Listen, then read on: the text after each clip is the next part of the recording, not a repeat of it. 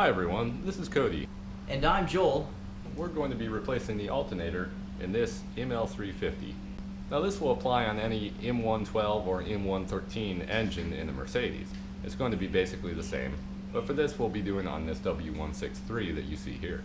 Now before you start any electrical project, go ahead and remove the negative cable on your battery. This is a 10mm.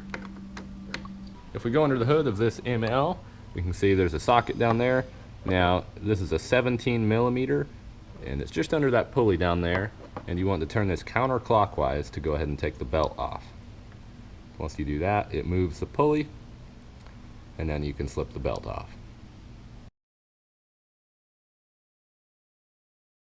Next, remove your air box.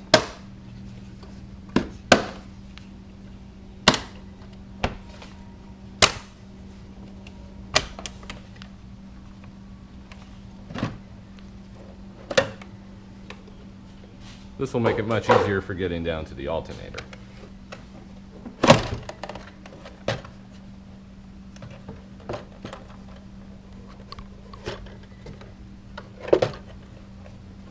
Now take a E14 socket and remove the first bolt on top of the alternator.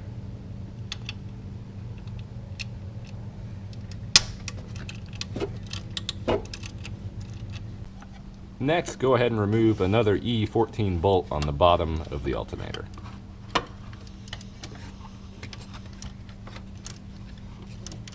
Next, remove a 13mm bolt on the back of your alternator. This holds in a couple of the wires.